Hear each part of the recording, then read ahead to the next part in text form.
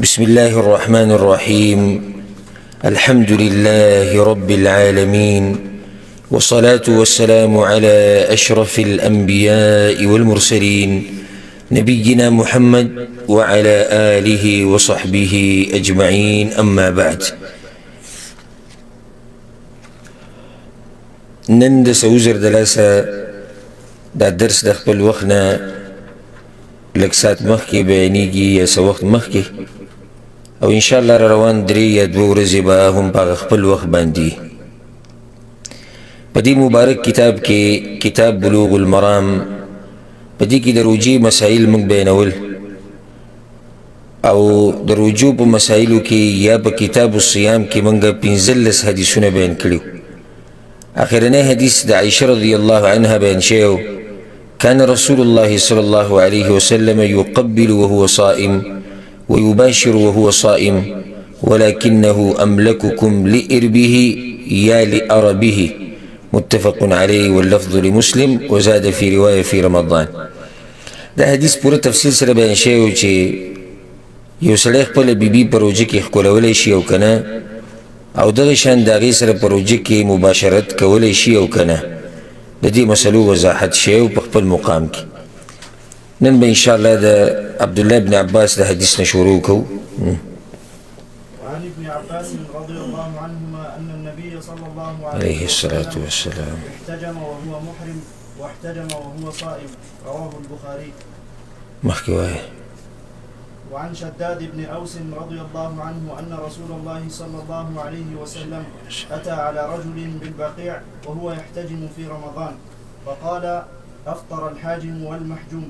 رواه الخمسة إلا الترمذي وصححه أحمد وابن خزيمة وابن حبان. مخکې وایه. وعن أنس بن مالك رضي الله عنه قال: أول ما كرهت الحجامة للصائم أول ما كرهت الحجامة للصائم أن جعفر ابن أبي طالب احتجم وهو صائم، فمر به النبي صلى الله عليه وسلم فقال: أفطر هذان، ثم رخص النبي صلى الله عليه وسلم بعد في الحجامة للصائم، وكان أنس يحتجم وهو صائم. رواه الدارقطني وقواه. دا 3 حدیثونه د حجامې په باره کې که تاسو ته یادي، نو ما تیر شوي درس کې دا خبره بیان کړې وه چې په حجامه باندې روژه ماتېږي او که نه د اختلافي مسله ده، او ښه سخت اختلافي مسله ده، معمولي اختلاف پکې نه دی. وجه دا ده چې طرفینو ته حدیثونه شته. لکه اوس حدیث د عبدالله بن عباس ته ګوره، د امام بخاري راوړی دی: ان النبي صلی الله عليه وسلم احتجم وهو محرم. پیغمبر صلی الله علیه وسلم حجامه وکړه او هغه د احرام په حالات کې و، واحتجم وهو صائم، او حجامه کړې و هغه د روژې په حالات کې و. دا دویم حدیث د شداد بن اوس دی. د حدیثونو ترجمه به وکړو، بیا به مسلې بیانو. دویم حدیث د شداد بن اوس رضی الله عنهما دی، او شداد بن اوس ابن ثابت الخزرجي رضی الله عنه، د ده کنیت دی ابو یعلا. دا شداد په خپل هم صحابي دی، او د ده د پلار اوس هم صحابي دی، او د ده تره حسان بن ثابت رضی الله عنه هغه هم صحابي دی.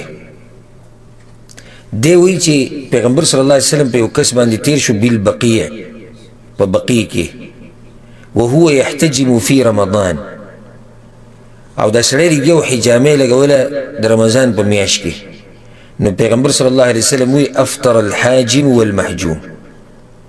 دا څوک چې وینه وباسي د دم روژه ماته شوه، او دا چا دپاره چې وباسي د دم ماته شوه. رواه الخمسة إلا الترمذي. دا حدیث امام ترمذي نه علاوه سنن والم راوړی دی، امام احمد هم راوړی دی، او امام احمد ابن خزیمه ابن حبان دې ته صحیح ویلی دی. بیا دې دریم روایت ته وګوره د انس بن مالک رضی الله عنه، وایي چې اول ما کرهت الحجامة للصائم، په اوله کې د روژتي انسان دپاره حجامه منه وه، او هغه داسې چې جعفر بن ابي طالب رضی الله عنه یو ورځ حجامه لګوله وهو صائم، او هغه د روژې په حالات کې و. فمر به النبي صلى الله عليه وسلم، پیغمبر صلی الله علیه وسلم په هغه باندې تیر شو، نو وی: افطر هذان، د دوانو روژه ماته شو. د دوانو څنګه؟ لګونکي او چاله چې لګوي، د دوانو روجه ماته شو. ثم رخص النبي صلی الله علیه وسلم بعد في الحجامة للصائم. بیا پیغمبر صلی الله علیه وسلم د هغې نه بعد اجازت ورکړو روجتي لپاره د حجامې لګولو. وكان انس يحتجم وهو صائم، او انس بن مالک رضی الله عنه به پخپله حجامه لګوله او هغه به د روجې په حالت کې و. دا روایت امام دارقطني راوړی دی، وایي هغه مضبوط کړی هم دی. اوس دې مسلې کې اشکال دی خو واضح که نه، ځکه چې حدیثونه بالکل د یو بل په خلاف دي. اول حدیث کې دا دی چې پیغمبر صلی الله علیه وسلم، دا د بخاري روایت دی، امام مسلم هم راوړی دی، خو امام مسلم دیزې پورې راوړی دی بس چې پیغمبر صلی الله علیه وسلم حجامه وکړه یا حجامه یې ولګوله او هغه د احرام په حالت کې و، دی ورسره نه دی راوړی وهو صایم چې هغه د روجې په حالت کې و. دا امام مسلم نه دی راوړي، دا صرف امام بخاري په روایت کې داسې راغلی دی. نورو امامان هم دا روایت راوړی، خو په دې باندې په دې کې اعتراض دی په دې روایت باندې وهو صائم چې پیغمبر صلی الله علیه وسلم په دې حالت کې حجامه ولګوله چې د روجې په حالت کې و. بعضو محدثینو دا لفظ کمزوری کړی دی وهو صائم، وی دا په دې روایت کې صحیح نه دی. او هغه امامانو کې یو امام احمد بن حنبل رحمه الله دی، امام احمد وی دا زیادت صحیح نه دی. او ځکه امام مسلم په خپل روایت کې ورسره دا نه دی راوړي، امام مسلم دغه روایت راوړی دی، وی پیغمبر صلی الله علیه وسلم حجامه ولګوله هغه د احرام په حالت کې و فقط، وهو صائم پکې نشته. د شیخ الاسلام ابن تیمیه رحمه الله او امام ابن القیم دویم دا خبره کړې ده. هر چې امام بخاري دی، امام ترمذي دی، امام ابن حبان هغه وایي چې دا صحیح دی. دا خو د اولنی روایت دی. دویم روایت بیا د شداد بن اوس دی، دا ښه صحیح روایت دی او ډېرو علماو لوی لوی محدثینو دې روایت ته صحیح ویلي دي. تر دې چې امام ترمذي رحمه الله وایي ما د امام بخاري نه تپوس وکړو د دې حدیث په باره کې افطر الحاجم والمحجوم، چې د حاجم او د محجوم د دواړو روژه ماته شوه. ما وی د امام بخاري نه د پیغمبر صلی الله علیه وسلم د دې حدیث باره کې تپوس وکړو، وی هغه ماته وی چې په دې باب کې د دې نه صحیح حدیث بل نشته. نو دا حدیث امام بخاري صحیح کړی دی، امام احمد، امام ابن المديني، امام عثمان الدارمي، امام ابن خزیمه، امام ابن حبان، امام حاکم او نورو ډیرو امامانو دا حدیث صحیح کړی. دا اولنی دا دویم روایت شداد بن اوس. هر چې دا دریم روایت دی، دا دریم د انس بن مالک ده، نو د دې په باره کې بعضو محدثینو دا ویلي چې دا روایت کمزوری دی. وجه دا چې دا شاذ دی، متن هم شاذ دی او سند هم شاذ دی. او هغه داسې په روایت کې داسې راځي چې پیغمبر صلی الله علیه وسلم په جعفر باندې تیر شو د فتح مکې په موقع باندې، حالانکه جعفر رضی الله عنه د هغې نه مخکې شهید شوی دی. نو دغه ټیمه پورې جعفر رضی الله عنه څنګه وایي چې پیغمبر صلی الله علیه وسلم وایي چې افطر هذان؟ نو دا روایت خو د دې مسلې نه وباسه. پاتې موږ سره دوه روایته شو. یو د عبدالله بن عباس امام بخاري راوړی چې پیغمبر صلی الله علیه وسلم حجامه ولګوله او هغه د روژې په حالت کې، او دویم روایت د شداد دی چې پیغمبر صلی الله علیه وسلم وی خوازیها افطر الحاجم والمحجوم، د دوانو روژه ماته شوه. اوس به څه کوو؟ راځو دې مسلې له چې سبق کوو. خو دا فایده یې د ساتئ احتجما، دا په اصل کې دا ټکي اخیستی شوی د حجم نه، حجم او حجم په عربۍ کې مس ته ویل کېږي، المس یو شی راښکوده. او ځکه عربۍ کې حجام ته څوک چې حجامي لګوي هغه ته مصاص ویل کېږي. مصاص په دې معنی سره راځي چې د خلکو نه وینه راکاږي او وینه راوباسي. نو یو خو دا فایده یې ده ساتئ. دا پیغمبر صلی الله علیه وسلم چې په کوم کس باندې تیر شوی و او هغه په بقیع کې و، د رمضان په میاشت کې حجامه لګوله، دا څوک و؟ نو یو روایت کې داسې راځي چې د جعفر بن ابي طالب و. بعضو علما ویلي وي دا معقل بن سنان رضی الله عنه، او چا دا ویلي چې کیدای شي په خپله شداد بن اوس و، خو ځان یې نه دی یاد کړی، بس داسې وایي چې یو سړي حجامه لګوله او پیغمبر صلی الله علیه وسلم دا خبره وکړه. بیا وایي چې بالبقیع، دا د شداد په دې روایت کې زه چې پیغمبر صلی الله علیه وسلم په یو کس باندې تیر شو بالبقیع، په بقیع کې. امام ذهبي په دې ټکي باندې سخت رد کړی بقیع باندې، وایي که د بقیع نه مراد هغه مقبره شي کومه چې مدینه کې ده، نو بیا خو دا خبره کمزورې ځکه چې دا واقع د مدینې نه ده، خو د مکې ده. او که چېرته د بقیع نه مراد بازاري نو بیا صحیح ده، کله په عربۍ کې بازار ته هم بقیع ویلی کېږي. سوال اوس دلته دا دی، د ټولو نه اهم سوال او ټولو په زړونو کې به دی چې کومه خبره به راجحه او مضبوطه وي، نو په دې کې د علماو اختلاف دی. اولنی قول دی د دریو ائمو، امام ابو حنیفه، امام مالک، امام شافعی او بعض نور علما، هغوی دا وایي چې روژه په حجامې سره نه ماتېږي. ولې؟ وی دلیل دغه د عبدالله بن عباس روایت دی چې پیغمبر صلی الله علیه وسلم حجامه ولګوله او هغه د څه په حالات کې و؟ د روژې په حالات کې و. وی هغوی دا وی دا روایت د امام بخاري دی او د شداد دا روایت په صحیحینو کې نشته، نو دا روایت د هغې نه وی مضبوط دی. بل هغوی دا خبره کوي، وی بعضو روایتونو کې داسې راځي یا په بعضو طرقو کې چې دا واقعه په حجة الوداع کې را پېښه شوې ده، او حجة الوداع اخرنی کال دی د پیغمبر صلی الله علیه وسلم په ژوند کې، او د شداد دا واقعه چې ده د فتح مکې په موقع باندې ده. نو دې حدیث عبدالله بن عباس د حدیث د شداد د حدیث منسوخ کو. اخرنی مسله دا شوه چې حجامه لګول د روژتي انسان دپاره څه شوی؟ هغه وایي جایز شو. دا یو قول دی. دویم قول په دې مسله کې دا دی، او دا د امام احمد بن حنبل رحمه الله، امام اسحاق بن راهوی، امام ابن مهدي، اوزاعي، ابو ثور، ابن المنذر، ابن خزیمه، ابن حبان، امام حاکم، ابو الولید النیسابوری، شیخ الاسلام ابن تیمیه، امام ابن القیم، د دې ټولو دا قول دی چې روژه په حجامې لګولو سره ماتېږي. حجامې تعریف ما کړی په تېر شوي درس کې پښتو کې د ښکر لګول وایي، او د ښکر لګولو ته په دې وایي چې پخوا به په د ښکر سره وینه ویسته، په هغه ځي باندې به ښکر ولګوو، بیا به پرې دا چا چې به دا وینه ویسته د دې بل کس نه، ده بیا په خولې سره دا وینه راښکوده، هوا به یې راښکوده، نو هغې سره به دا وینه د بدن نه راوته. نو حجامې معنی ښکر لګول دي. ښه د دوی دلیل څه دی؟ دوی دلیل دقه دی د شداد رضی الله عنه چې پیغمبر صلی الله علیه وسلم سوی افطر الحاجم والمحجوم، او د حدیث ښه صحیح سند والا دی چې مخکې تېر شو. نو د دې بل حدیث به څه جواب کوي؟ دوی ته دا ویلی کېږي، عبدالله بن عباس د دې حدیث به څه جواب کوو؟ نو د هغې جواب دا دی چې یو خو دا ټکی وهو صائم دا زیادت بعضو علماو کمزوری ګڼلی دی، لکه امام احمد بن حنبل، امام یحیی بن سعید القطان هغه هم دا ویلي وي دا زیادت کمزوری، شیخ الاسلام ابن تیمیه رحمه الله. نو یې صحیح داسې دی چې ان النبي صلی الله علیه وسلم احتجم وهو محرم، پیغمبر صلی الله علیه وسلم حجامه وکړه او هغه د څه په حالت کې و؟ د احرام په حالت کې و. امام ابن القیم ناشنا خبره کړې ده، وایي چې صحیح خبره دا ده چې د حجامې سره روژه ماتېږي. هر چې دغه حدیث ته د عبدالله ابن عباس ته چې پیغمبر صلی الله علیه وسلم حجامه ولګوله او هغه د روژې په حالت کې، نو یو څو خبرې به موږ ته ثابتې، بیا به دا ثابتېږي چې او د حجامې لګولو سره روژه ماتېږي. څو خبرې دا دي.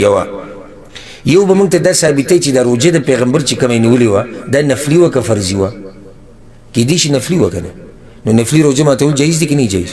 جایز دي، مخکې مسله تېره شوې.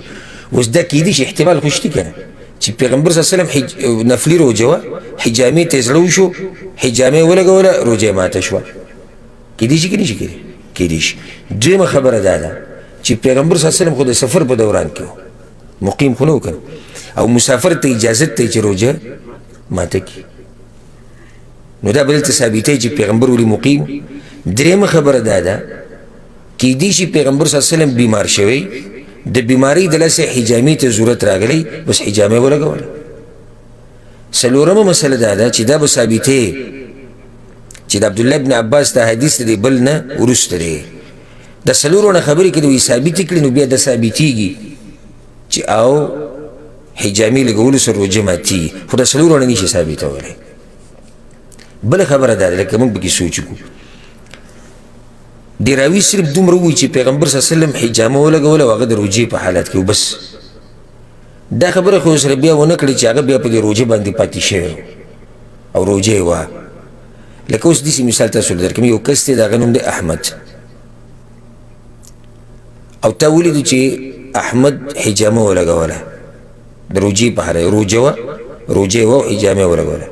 ته راغلې خلکو ته د وګورې هغه د روژې په دوران کې حجامه لګوي او وایي چې دې سره روژه نه ماتېږي. دا به ته د ځان نه زیادت کوي چې هغه وایي چې روژه نه ماتېږي. کیدای شي هغه حجامې ته ضرورت راغلی ویې لګوله، روژه یې ماته شوه، پرې ته څه خبرې چې مخکې روژه پوره کړې ده که نه یې ده پوره کړې. نو کیدای شي دا احتمال شته که نه چې پیغمبر صلی الله علیه وسلم د دې حجامې سره روژه ماته شوه، ویې لګوله روژې په حالت کې، خو روژه یې ماته شوه، وروسته بیا د دې به قضا راوړي. داسې هم کیدای شي که. نو ځکه والله اعلم زما خو خپل ځاني سره په دې خبره مطمئن دی چې حجامې لګولو سره روژه ماتېږي او احتیاط هم په دې کې دی. نو که د چا ضرورت راشي حجامې لګولو ته د رمضان په دې میاشت کې نو شپې ته دې لیټ کوي، ځکه چې دلته دا مسله سخت اختلافي ده او طرفینو سره ښه ښکلي دلایل دي. نو ځکه په دې مسله کې بیا احتیاط پکار دی او احتیاط دا دی چې د روجې په دوران کې ځان د ښکر لګولو نه او د حجامې نه وساتي. والله اعلم. دا ما حاصل د مسلې ذکر کو. نور چې د علماو کتاب ته رجوع علماو کتابونو ته رجوع کوي او د هغوی د اختلاف ته، نو دا اوږدې خبرې دي او پلنې خبرې دي، خو ما صرف خلاصه دغه خبرو ذکر کړه. یو کس دا سوال کولی شي چې زه صحیح شوه حجامې سره روژه ماتېږي، ولې ماتېږي؟ حکمت څه دی؟ دا سوال دی، حجامې سره ولې روژه ماتېږي؟ جواب: ما په آخریني درس کې تاسو ته دا خبره ذکر کړې وه چې روژه چې ماتېږي نو په دوه قسمه شیانو سره، یا بدن ته ځي یا د بدن نه وځي. دې ځکه اوس د دې کم انسان دپاره چې ښکر لګولی کېږي او وینه ترې ویستی کېږي، د ده د بدن نه وینه وځي، د هغې د لاسه دی کمزوری کېږي، د هغه وینې وتو د لاسه دی کمزوری کېږي. نو شریعت اسانتیا پیدا کړه، که په ده باندې چېرته روژه او حجامه دواړه راجمع شي نو په ده باندې لوږه راغله او روژه یې نیولې ده نو کمزوری شو. نو شریعت د اسانتیا پیدا کړه او دا د الله سبحانه وتعالی رحمت دی چې په دې حجامې سره روژه ماتېږي. ځکه که حجامې وکړه روژه یې ماته شو، بس کمزوری شو، وچې څه خوري خوره، ځکه چې روژه دې ماته شوه. ښه نو د دې بل سړي روژه ولې ماتېږي؟ ځکه چې پیغمبر خو افطر الحاجم والمحجوم، د دواړو روژه ماته شو. دا د چا نه چې وینه وځي دا خو واضح ده چې د ده روژه ولې ماته شوه. خو دا څوک چې وینه وباسي د ده روژه ولې ماتېږي؟ نو د هغې جواب دا دی چې پخوا به طریقه دا وه چې څه شی به په هغه ځي باندې کېښو، کوم ځي نه چې به یې وینه ویسته، په هغې به یې څه لوښی کېښو یا ښکر به یې ولګو او بیا به یې هغه راښکودو، په هغې کې هوا به یې راښکوده په خولې سره. نو کیدی شي چې د دې راښکودو سره د ده خولې ته څه لاړې شي؟ وینه لاړې شي. نو د هغې د لاسه شریعت وایي چې دواړو روژه ماتېږي. اوس که په دې نوو طریقو سره څوک حجامه لګوي او د بدن نه وینه وباسي نو صرف د دغه سړي روژه ماتېږي، د چا نه چې وینه ویستی کېږي د دې بل نه ماتېږي. ځکه دلته د هغه یره نشتي چې یره کیدی شي خولې ته وینه تلي، هغه یره دلته نشتي.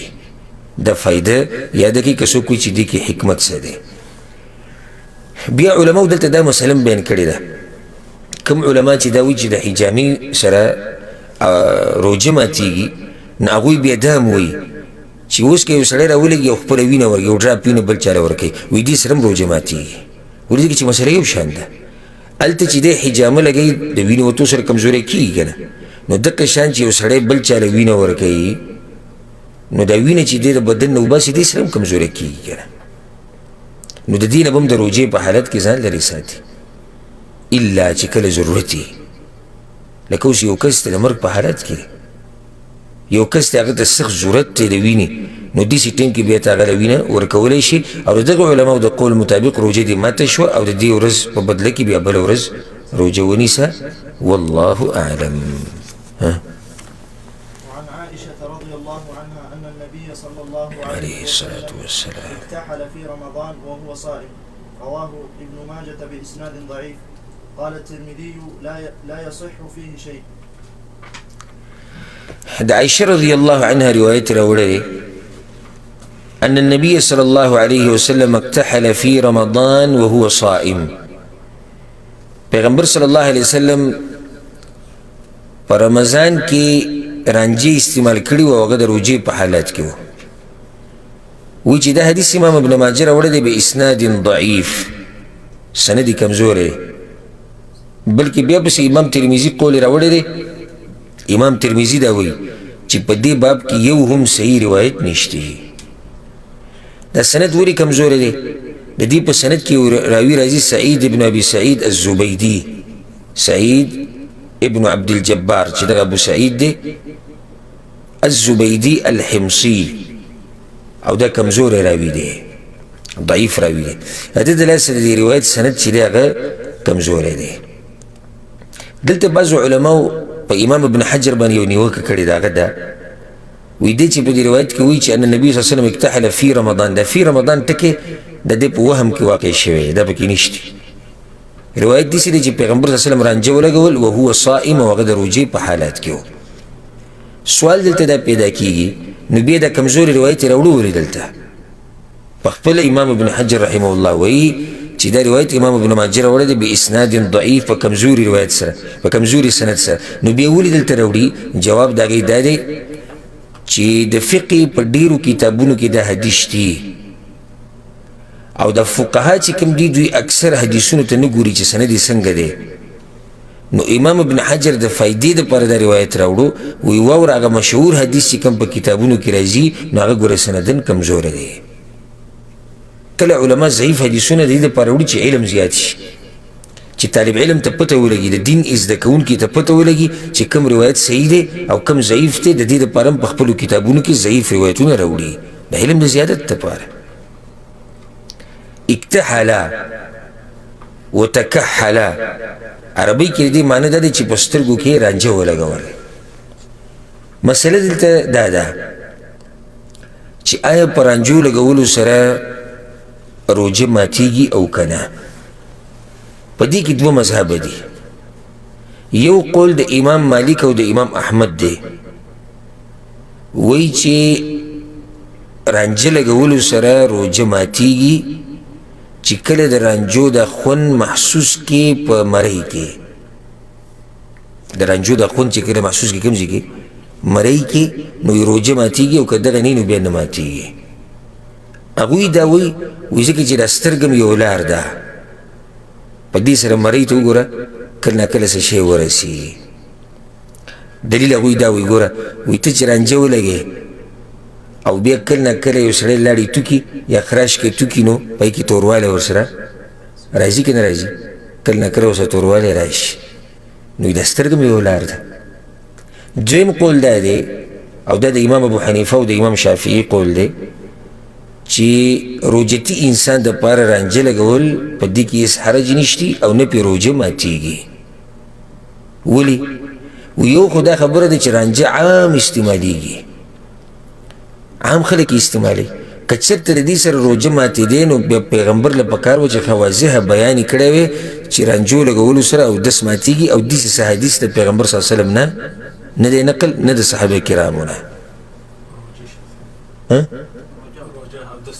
عفوا روژه که چېرته د رانجو لګولو سره دوی دا وایي که چېرته د رانجو لګولو سره روژه ماتېدی نو بیا پیغمبر صلی الله علیه وسلم له پکار و چې ښه واضحه بیان یې کړی وی چې د رانجو لګولو سره روژه ماتیږي، خو داسې روایتونه نشته. دویم هغوی دا خبره کوي وایي د رانجه نه خوراک دی او نه څښاک دی، او نه د خوراک او څښاک کار ورکوي، نو څنګه په دې سره روژه ماتیږي؟ درېیمه خبره هغوی دا کوي چې سترګه لار د خوراک او څښاک نه ده، سترګه لار د خوراک او د څښاک نه ده. نو که چېرته د دې ځینې څه شی حلق ته ورسي نو د دې سره روژه نه ماتیږي. اوس که څوک وایي چې ما خو خون په مرۍ کې محسوس کړو نو ته ورته داسې ویلی شي لکه اوس ته په داسې تیلو باندې سر غوړ کې، په داسې تیلو باندې چې وینې ډېر تیز وي، کله نه کله ګورې هغه سړی په دې مرۍ کې محسوسوي، محسوسوي که نه محسوسوي؟ محسوسوي. نو ولې دا سر لاره ده چې په دې سره چې دی مرۍ ته څه لاړو؟ نه ده لار. دقه شان جواب دلته دی. بل هغوی دا خبره کوي کوم علما چې وایي دې رانجو لګولو سره روژه ماتیږي، وایي وګوره پوزې ته، پوز هم لار ده که نه؟ نو په پوزه باندې چې څه شی لاړ شي دننه معدې ته رسي دې سره روژه ماتیږي. دقه شان سترګه ده. موږ وایو دا قیاس صحیح نه دی. وجه دا دی چې د پوزې نه ډایرکټ لار تللې د معدې ته، د پوزې نه ډایرکټ لار تللې د معدې ته. او ځکه پیغمبر صلی الله علیه وسلم هغه صحابي ته ووایي چې کله پوزې ته اوبه اچې نو خیر راکاږه دننه الا ان تکونه صائمه، مګر دا چې کله ته د روژې په حالت کې نو بیا ډېرې مه راکاږه. ولې منع کړو دې نه؟ خو د دې دلاسې منع وکړه ځکه چې د پوزې نه یو لار تللې ده. او بله خبره ما بلو ذکر کړه چې نن سبا په هسپتالونو کې چې څوک ډوډۍ نشي خوړی، بیماري ډېر، نو په کوم طرف ورته پیپ کوځئ؟ معدې ته، هم د پوزې په طرف ورته کوځئ. نو راجح قول دا ښکاري او ښه مضبوط قول چې رانجو لګولو سره روژه نه ماتیږي، رانجو لګولو سره روژه نه ماتیږي. او دا د محققینو علماو قول دی. بلکې موږ دا خبره ذکر کړې وه په تېر شوي درس کې چې سترګه کې چې کومه قطره کېږي دې سره روژه نه ماتېږي، غوږ کې چې کومه قطره کېږي دې سره روژه نه ماتېږي، نو دغه شان رانجو استعمالولو سره هم روژه نه ماتېږي. عن أبي هريرة رضي الله عنه قال قال رسول الله عليه صلى الله الصلاة عليه والسلام وسلم من نسي وهو صائم فأكل أو شرب فليتم صومه فإنما أطعمه الله وسقاه متفق عليه. وللحاكم من أفطر في رمضان ناسيا فلا قضاء عليه ولا كفارة وهو صحيح. حدیث ته ابو هريره رضی الله عنه راوړی دی. پیغمبر صلی الله علیه وسلم وی من نسي وهو صائم فأكل أو شرب فليتم صومه. یو سړی د روژې نیولې ده او هیر شي ددنه هیر شو او څه وخوړو یا څه وڅښلو، فليتم صومه نو خپله روژه دې پوره کړي. فإنما أطعمه الله وسقاه، دله دا خوراک او څښاک چا ورکړی دی؟ الله وله ورکړی. متفق علیه حدیث دی. ده متفق علیه حدیث دی. امام بخاری هم راوړی دی، امام مسلم هم راوړی دی.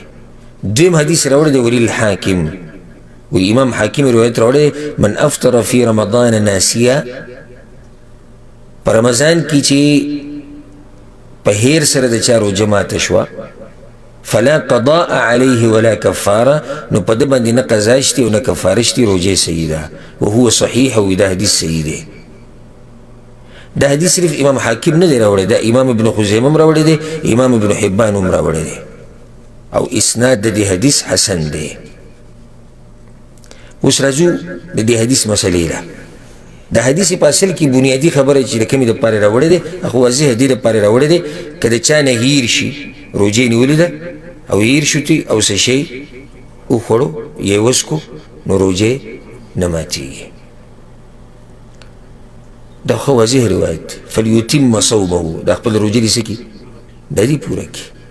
معنی دا دی چې روژې صحیح ده ځکه دې پوره کړي که نه. هر چې دا خوراک دی بس د الله له طرف نه ده په تقدیر کې لیکلی شوي، یو خوراک یې وکړو څښاک یې وکړو.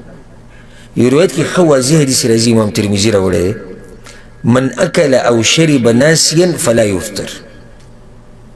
چا چې خوراک وکړو یا څښاک وکړو په هیر سره، نو روژې نه ماتېږي. یو روایت کې اوس حدیث راځي فانما هو رزق رزقه الله، دا یو رزق دی چې د الله له طرف نه راغی او ده ته میلاو شو.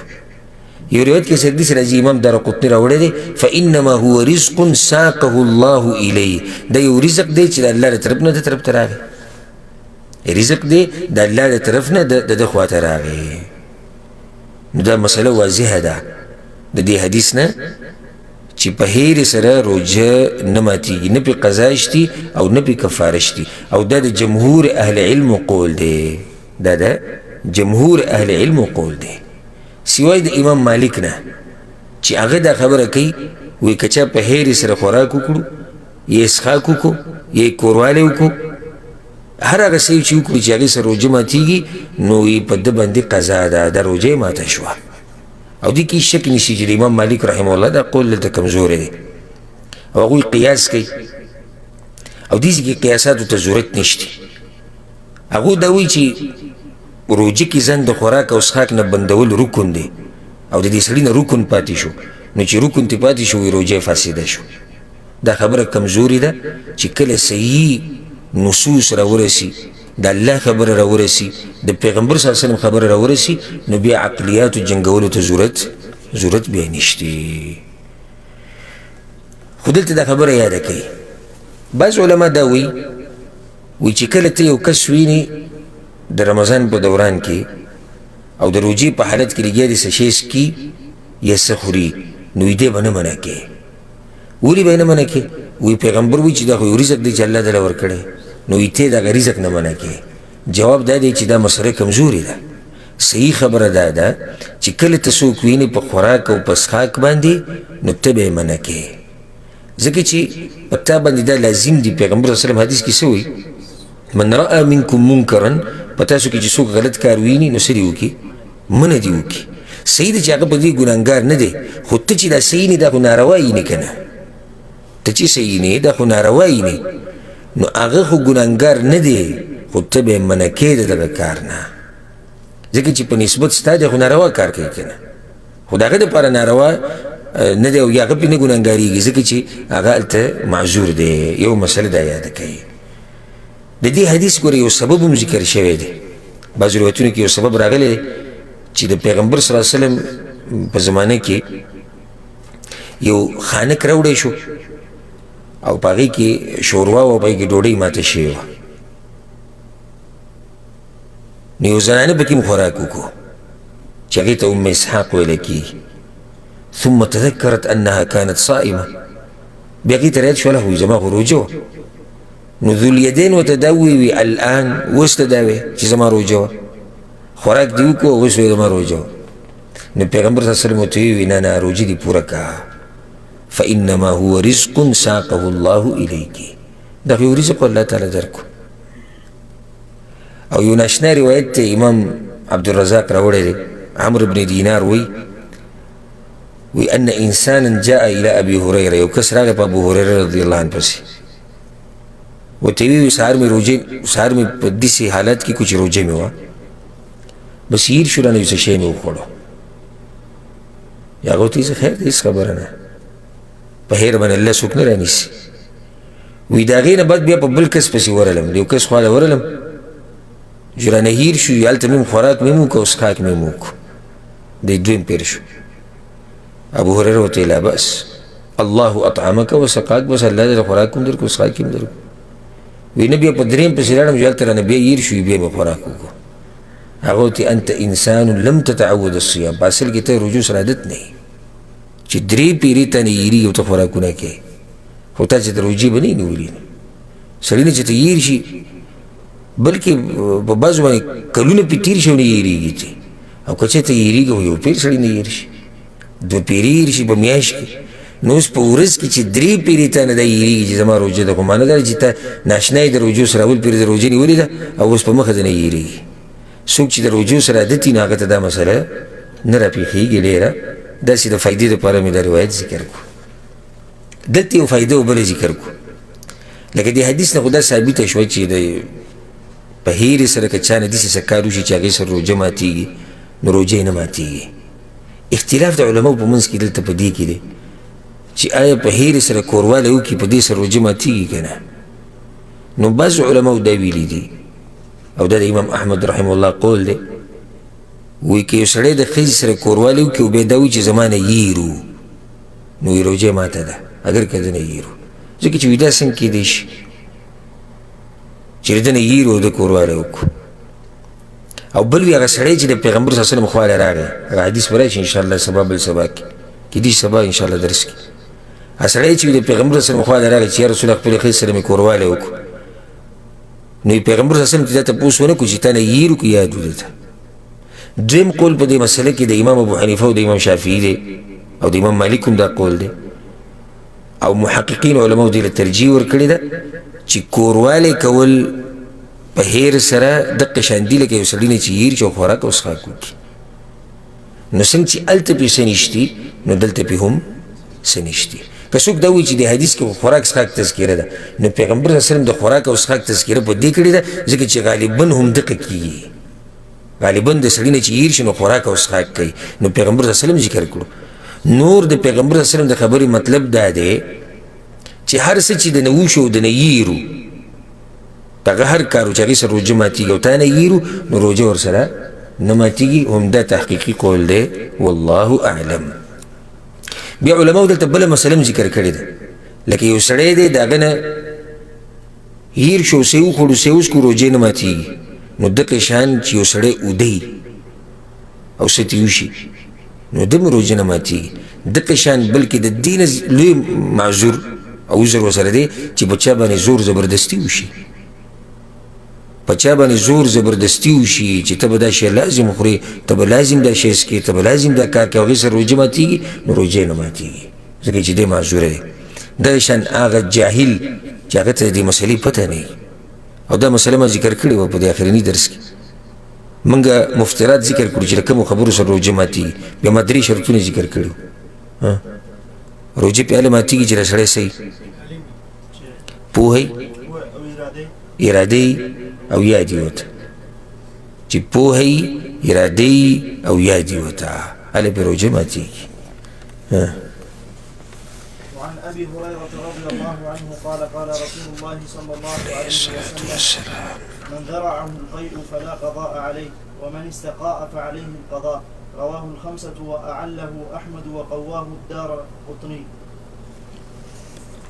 حدیث ابو هريره رضی الله عنه دی. پیغمبر صلی الله علیه وسلم من ذرعه القيء فلا قضاء عليه. په چا باندې چې الټۍ زور راوړي او دی الټۍ وکړي نو په ده باندې قضا نشتی. ومن استقاء فعليه القضاء، او څوک چې قصدن عمدن الټۍ وکړي په زور یې کوي چې وشي نو په ده باندې بیا قضا ده. رواه الخمسه ده پنځو راوړی، سنن والم راوړی، امام احمد هم راوړی. واعله احمد، او امام احمد څو علتونه ذکر کړي دي چې دا پکې یعنې کمزورتیا دا یا کمزوریانې دي. وقواه الدارقطني، او امام دارقطني دا روایت مضبوط کړی. او صحیح خبر هم دا ده، صحیح خبر هم دا ده چې دا روایت صحیح دی. ډېر علماو دا حدیث صحیح کړی دی. او په معاصرینو کې شیخ البانی رحمه الله په خپل کتاب ارواء الغلیل کې دا روایت صحیح کړی دی. او شیخ ابن باز رحمه الله په مجموع الفتاوی کې هم دا روایت صحیح کړی دی. دې حدیث کې دا دی چې من ذرعه القی ای سبقه وغلبه، یعنی په چا باندې چې الټۍ زورورې شوې د هغه اراده نه وه د الټۍ کولو، خو الټۍ پې زورورې شوې او راووتې د خولې نه، نو په ده باندې څه نشتی. القی قی څه ته وایي په اصل کې دا معده چې کوم خوراک او څښاک راوولي بهر ته دې ته الټۍ ویل کېږي، قی ورته وایي. که هغه ډېري او که هغه لږي، خو صرف دومره ده چې کله لږي نو بیا ورته په عربۍ کې قلس ویل کېږي، چې کله لږي بیا ورته قلس ویل کېږي، او چې ډېر شي بیا ورته قی ویل کېږي. نو دې حدیث کې مسله هم دا ده، واضحه مسله ده، حدیث وضاحت ته ډېر ضرورت هم نشته چې هغه روجتي انسان چې الټۍ پې زور وکړي او الټۍ ته وکړی شي نو په ده باندې څه نشته او روژې څه ده، روژې صحیح ده. او هغه انسان چې هغه قصدن عمدن دا کار کوي، یعنې غواړي چې الټۍ وکړي، هغه څه وکړو چې د هغې سره الټۍ کیدی شي، لکه په مرۍ کې ګوته واله او الټۍ وکړي نو دا روژې باطله شوه، روژې ماته شوه، او د دې ورځې په بدله کې به دی بله ورځ روژه نیسي. دا د عامو اهل علمو قول دی. بیا بعضو علماو پکې دا را خبره کړې ده جدا، وی په هغه الټو سره روژه ماتېږي چې خوله پې ډکه شوي، او که د هغې نه لګئ نو بیا پې روژه نه ماتېږي. خو صحیح خبره دا ده چې په حدیث کې د لږ او ډېر فرق نشتی. صحیح خبره دا ده چې په حدیث کې د لږ او د ډېر فرق نشتی، نو دا فرق راوستی دا کمزوری دی. که څوک دا سوال وکړي چې په دې کې څه حکمت دی، یو انسان دی الټۍ وکړي روژه ماته شو، ولې روژه ماته شو؟ نو موږ وایو چې دلته هم هغه شان خبره ده لکه څنګه چې حجامه کې وه. کله چې انسان الټۍ وکړي که نه دې سره انسان انتهایي کمزوری کېږي. او دا خو واضحه خبره ده، څوک چې کله بیماري شي او په دې بیمارۍ کې الټۍ ډېرې کړي نو خلک وایي د هغه الټو کولو د لاسه ډېر کمزوری شوی دی. وایي ځکه چې هغه څه چې معده کې دي هغه د ټول راوویستو، نو چې کله دی کمزوری شو نو شریعت وایي روژه ماته شوه، نو اوس د کمزورتیا د ختمولو دپاره که څه خوري یا څه څکي نو خیر دی، خوري څکي دي، ځکه چې روژه هسې ماته شوې ده او د دې په ځای دې بله روژه نیسي. د کوم کس چې په خپله دا کار وکړو نو خو دی په دې روژه ماته شو ځکه چې ده په خپله دا کار کړی دی. هر چې هغه دی چې په چا باندې وکړی شو نو دی داسې دی لکه چا باندې چې زور زبردستي شوي، نو ځکه شریعت وایي روژه برابر ده. دلته یو بله فایده به درته ذکر کړو، دلته بله فایده به درته ذکر کړو. هر هغه شی چې په روژتي باندې زورور شي او د هغه خولې ته ننوځي بغیر د هغه د ارادې نه د سره روژه نه ماتېږي. یو سړی دا مسله ته د کوم ځای نه راوویسته؟ دا هم د دې حدیث نه مې راوویسته، ځکه چې په دې سړي باندې الټۍ زورورې شوي وشو نو روژه ماته نه شوه. دقه شان چې په چا باندې څه شی زورور شي او خولې ته یې ورننوځي او معدې ته یې لاړې شي د هغې سره روژه نه ماتېږي. لکه اوس یو سړی دی خوله یې کولاوه او مچ یې خولې ته ننوت، دې سره روژه ماتېږي؟ نه ماتېږي. یا مثال کې په لار روانو دوړې الوځي غبار دی او هغې مرۍ ته ورننوتو یا لګیا و په ځان یې اوبه اړولې لامبلې سر یې انځو او یعنې اراده نه وه د دې خبرې غیر ارادي د ده پوزې ته اوبه ورننوتې یا خولې ته اوبه ورننوتې نو هېڅ خبره نه په دې کې څه نشتي او په دې سره روژه نه ماتېږي والله اعلم.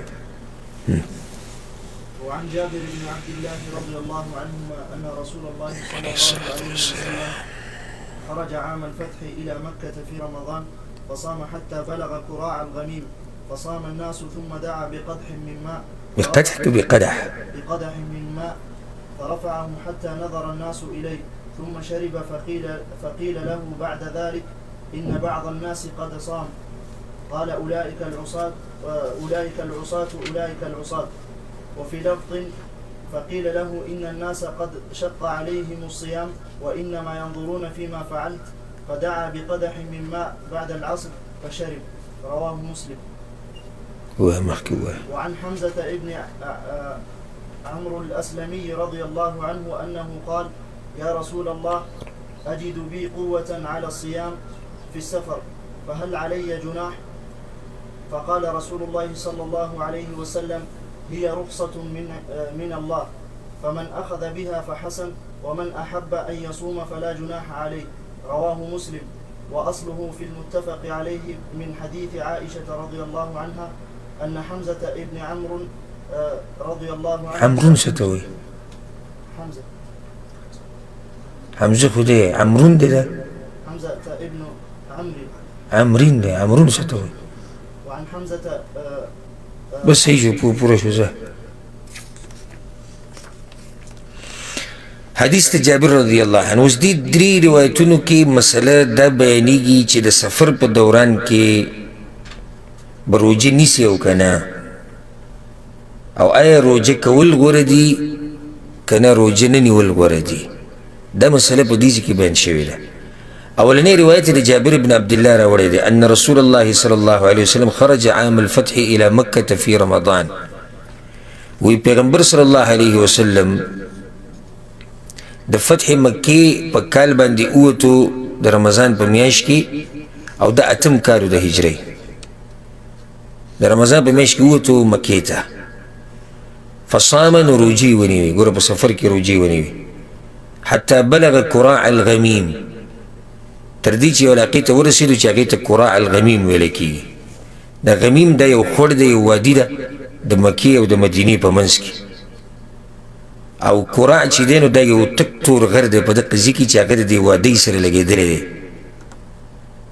ښه دا فایده ده کوي چې بعضو حدیثونو کې راځي چې عصفان علاقې ته ورسېدو بعضو کې راځي چې قدید ته ورسېدو نو دا څنګه واقعه یو ده او ځایونه جدا جدا ذکر کېږي نو بعضو علماوی دا جواب کړی دی چې دا ټول علاقې یو بل ته نږدې دي نو بعضو صحابه کرامو یو علاقه ذکر کړې ده ویره هغه علاقې ته ورسېدو هغه بل علاقه ذکر کړې ده هغه بل درېیم علاقه ځکه چې دا ټول علاقې یو بل ته څه دي یو بل ته نږدې دي نو په دې کې هېڅ ټکراو نشته.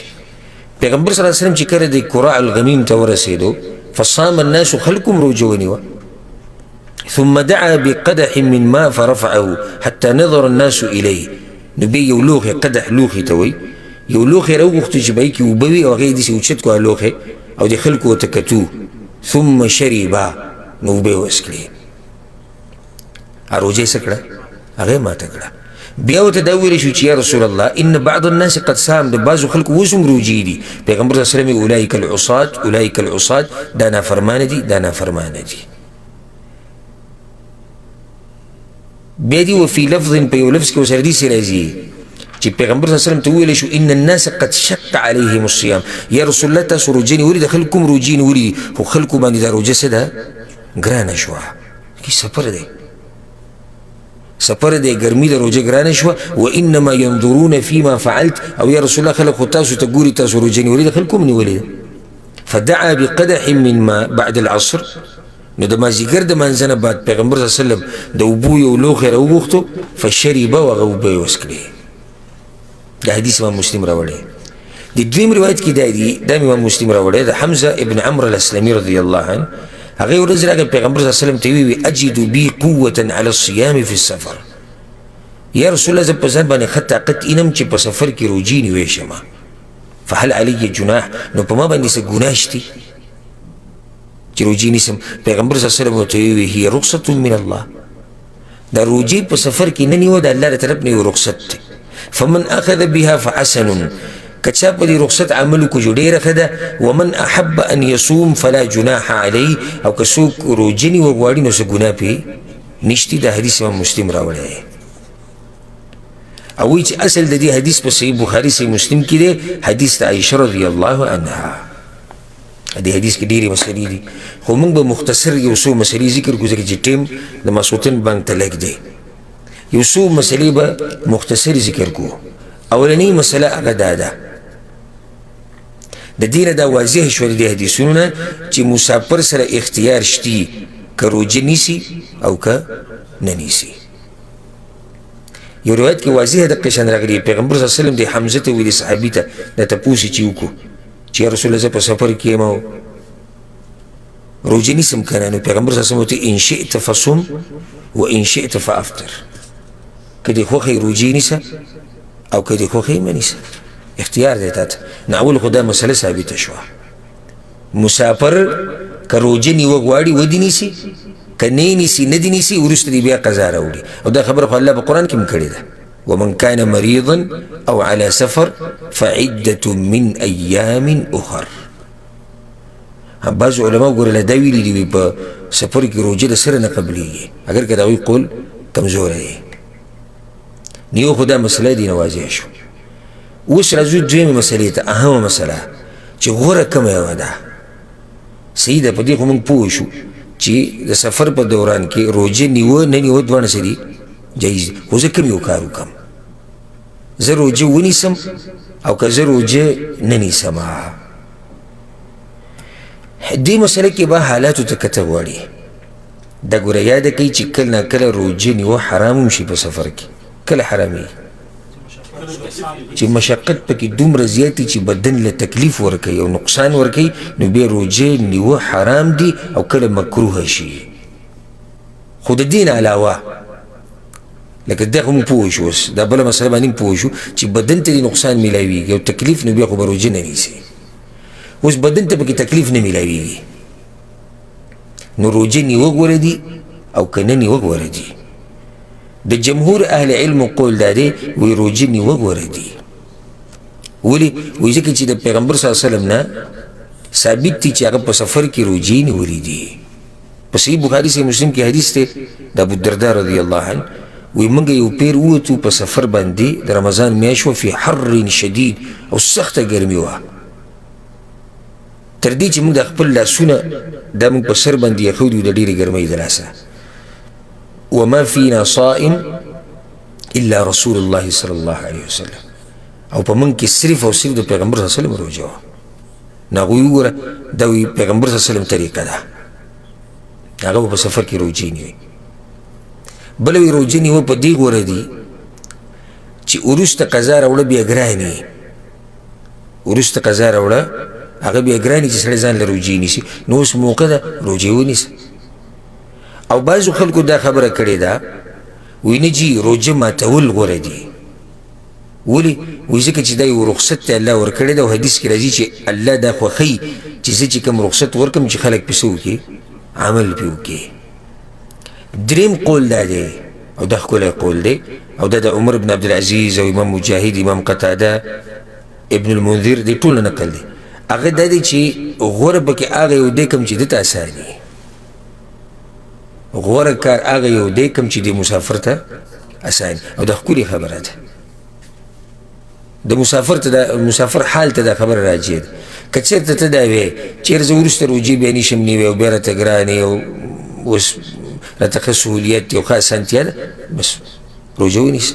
که وایي چې نه نیسم او سفر دی او ستړی کېږم او تنګېږم او وږی کېږم او تږی کېږم، بس مې نیسه.